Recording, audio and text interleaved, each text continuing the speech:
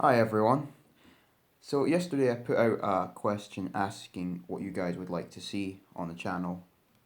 But what I'm going to do is I'm going to make a different video today and I'm going to just leave that question up for the rest of the week to decide next week's video. Because I realised a day's not really a lot of time for people to see it and actually comment. So today I'm going to be talking about a very important historical event for anyone who plays games, honestly. It's the video game crash of 1983. To really understand what happened, we have to go back to 1977 when the Atari 2600 came out. This is the controller here for it. When that came out, video games weren't really a thing. I mean, you had arcade systems, but home games were very, very niche. And they still were with the Atari 2600. Like, they weren't mainstream like they are now. Like, video games weren't really seen as, like, an accepted form of media. It was more like a joke. Like, you play this game for 5 minutes, you get some entertainment, or it sucks. Who cares? It's just a joke at the end of the day. So there was no love, there was no care, and there was no industry. Not yet. Atari didn't know when they created the Atari 2600 that they were going to create an industry essentially that would go on for generations and is still going on today. But a lot of things could have prevented that. And we're going to start with one of the biggest ones, which is lack of consumer confidence and consumer loyalty. Since most customers thought that video games weren't to be taken seriously, if they died, they didn't really care. I mean, it was there, great if it lasted, great if it didn't, who cares? We move on. So if the time ever came when video games would stop getting made, customers wouldn't care. But back then, there was 14 different consoles that were released. And you didn't have the internet back then. Not really. So you didn't know which console was good, which one was bad, which one had good games. Any game that came out was basically, let's see if it's good. And since customers didn't care, they weren't bothered if there was no good games. They just stopped buying because there'd be no point. So what you ended up with is hundreds of poor quality games hitting the market for all these different platforms, and customers lost interest and lost confidence in all of these companies. Most consumers stood by Atari with 2600 because it came first and it was pretty much the cheapest. It was also the most basic technologically out of the majority. There's a couple that were more basic in terms of their technology, but the Atari 2600 was one of the lower power models that were released in that generation. You see,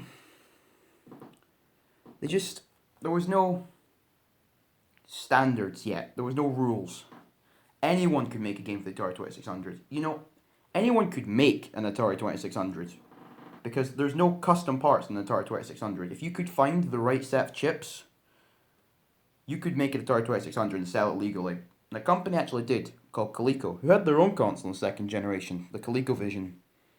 But that wasn't doing too well, so they made an adapter for that allowed you to play 2600 games, and they even made a console called the Coleco Gemini, which was just an Atari 2600.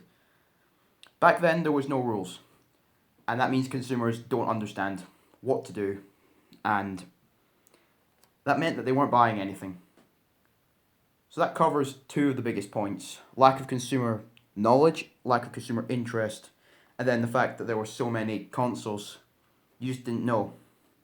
Everything leads back to the fact that you just didn't know what to do. So why bother? That's exactly what happened in 1983. So many bad games and so many platforms just led to the whole industry falling apart. And I know the common conception is that it's just ET for Atari 2600 that ruined it. It was things like that. ET alone did not do that, because one bad game wouldn't have meant anything, but it was crazy things like Atari making more cartridges of ET than there were Atari 2600s in the entire world. Things like that. That just there was no sense really. Nobody knew what they were doing. They were just making something and seeing what would happen. So you ended up with just no quality standards, no control, absolutely no conception of what anything should be, no concept of anything, how anything should actually work in the industry. Because they didn't see it as an industry, they saw it as a joke that would go away in a couple of years. But Atari was the one that you trusted, for the most part. Until 1982, when they released another console, the Atari 5200. Now back then, since people didn't really understand this whole thing of video games at all, they were like, right, I've got this Atari 2600 thing, this is just my game console for however many years.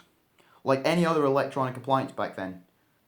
Think about it, do you change your electronics other than maybe your phone?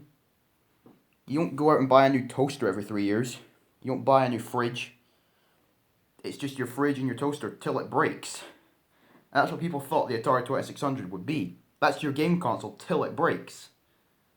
But Atari had to be the ones who kind of said, that's not how it works. Every so often we're going to upgrade the hardware because we can do more with it and give you better games. But nobody cared because we talk about second generation. Most of the games on the 5200 or 2600 or poor arcade ports. So nobody was buying 5200 because of that and because of its own problems. So everyone lost faith in Atari as well. So by 1983, the market in America had shrunk by almost 90%, which isn't good. Now you see, a lot of people outside of America, mostly people from the UK, claim that the video game crash doesn't matter. It would never have affected us. We were fine. Short term, absolutely true. Didn't affect us. Long term, really, really would have. Because the thing is, the market shrunk. So people always say, oh, the market's smaller, that means companies aren't as bothered, so games were cheaper. While technically true, if companies aren't seeing profit, they're not going to keep making something. That's true for anything in the entire world. If something isn't seeing any profit, it won't get made. Because the aim of a company making a product is to make a profit. That's the point. You don't make a profit to intentionally make a loss most of the time. But that wasn't happening. There was no profits being made. Atari was losing money. Any other company who had made a console was losing money. And a lot of companies actually just fell apart. Any company that made a console pretty much doesn't exist. There's a couple exceptions. There's very few exceptions, but most of them are no longer a thing, and they certainly didn't make any more consoles. But 1983, the entire market falls apart in America. Pretty much, we survive in Europe, and Japan survives as well with the Famicom and the SG-1000. And Europe survives with basically microcomputers.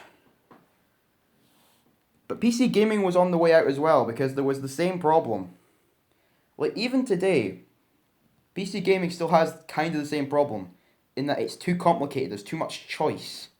So the average consumer isn't going to buy a gaming PC. And that was kind of the problem back then as well. That contributed to the game crash of 83. The fact that there were so many microcomputers, and that do you buy a game or do you just get somebody to pirate it for you for free?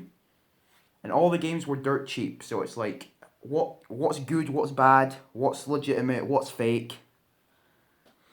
There was just too much confusion, and it led to the market falling apart. Until 1985, when the NES came out in America. Controller here. So, Nintendo, like them, hate them, like the NES, hate the NES. What Nintendo did really saved the industry and created the modern generation that we are still using to this day. They introduced rules like you can't just pirate our console, you have to make your own. And you can't just steal our games, you have to make your own or get licensing for that. You can't just release tons and tons of terrible games. They had a limit. You could only make 5 games a year for the NES. Which works, but some companies found ways around that by creating subsidiaries, and they would create 5 games. So it was easy to get around, And they also put anti-piracy measures into the NES, which now makes it horribly unreliable. But they had this chip called the 10NES chip, or the 10NES chip, and basically there's a chip inside the cartridge and there's a chip inside the system. If they don't meet, like if they don't communicate 100% accurately, the system will not read the game. So that locked out pirate carts because they wouldn't have that in it. So pirate carts would get locked out, and then regular carts would get locked out if they didn't have a perfect clean connection, which sometimes they didn't, leading to a lot of NESs getting thrown out when all the games probably just needed was a cleaning, or the console, but then again, it's the NES, it's quite unreliable. But Nintendo marketed it as a toy at first. They bundled it with this thing called Rob the Robot, which was meant to be seen as a toy. It's like, you buy the robot, this box thing just controls the robot. Because that was the best way to do it, honestly. I mean, video games were dead in America. If you said, right, we're making a video game console, everybody would be like, did you just not see all those things fall apart? Why would we buy this? So they marketed it as a toy and made the NES look like a VCR in design, because VCRs and toys were taken seriously.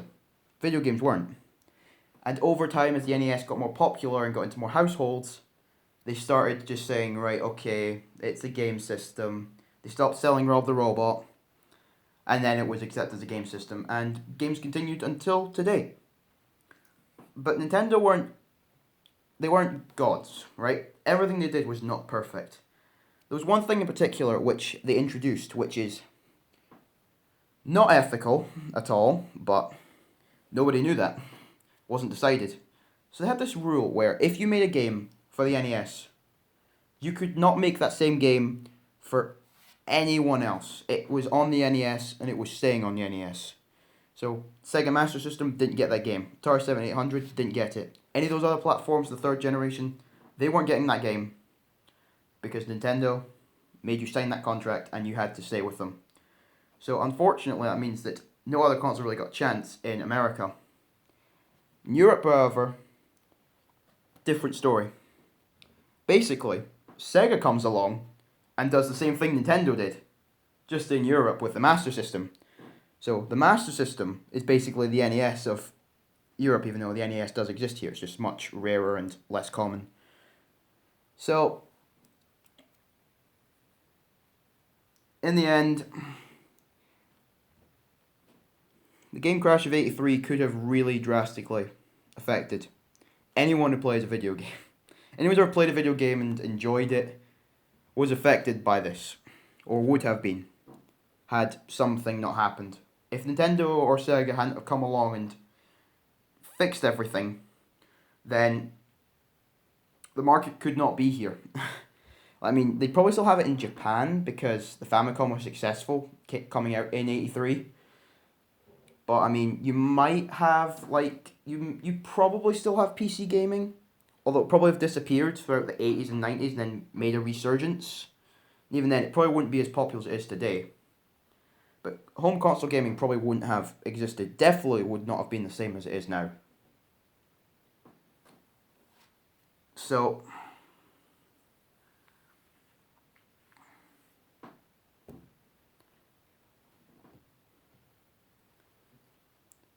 it's really interesting how things happened like that, like how everything fell apart so badly. Like, I mean, the market was entirely just, there was nothing left. So, Nintendo came along, saved us, and I think we all owe them a thank you, honestly. I mean, I know it's not exactly, not exactly as popular as they once were.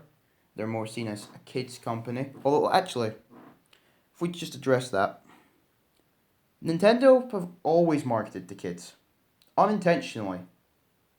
But for the most part, Nintendo have marketed towards children, because that's what they did with the NES, because kids would want a toy, and parents would buy them the toy. So, it's not that Nintendo went kid-centric, per se. They were always kid-centric. The problem is, the people who were kids when the NES came out, who played the NES as children, They grew up and they stopped playing Nintendo games. They wanted more mature experiences, and they weren't getting them with Nintendo, for the most part. I mean, there were mature games on Nintendo systems, but as the years went on, less mature games came out, and the audience who had played the NES as children grew up. They were getting mature experiences with the likes of Sega, and then later Sony, and then even later Microsoft with the Xbox. So Nintendo's kind of coming back to relevance now with the Switch, but I mean, the Wii U, that'll be an interesting video to make. Why the Wii U failed. Leave a comment or something if you want to see that. But yeah, the game crash killed Atari, pretty much. They never saw any success after the 2600, really. I mean, they had 4 other consoles, including the Lynx. They had 5200, 7800, and the Jaguar, all of which failed horribly, pretty much. For different reasons. I mean, they've all got a different reason behind them. So that's going to do it for this video. Thank you for watching. If you enjoyed the video, please leave a like. If you didn't enjoy it, dislike it. Leave a comment saying what you'd want to see in the future or how I can improve at all. Thanks for watching, guys. I'll see you next week, hopefully. I'm going to be trying to do weekly uploads, so I think it should be uploaded on Wednesday. Thursday at the latest. I'm going to try for an upload every Wednesday, but my Wi-Fi's terrible, so we'll see. Thanks, guys. I'll see you next time. Goodbye.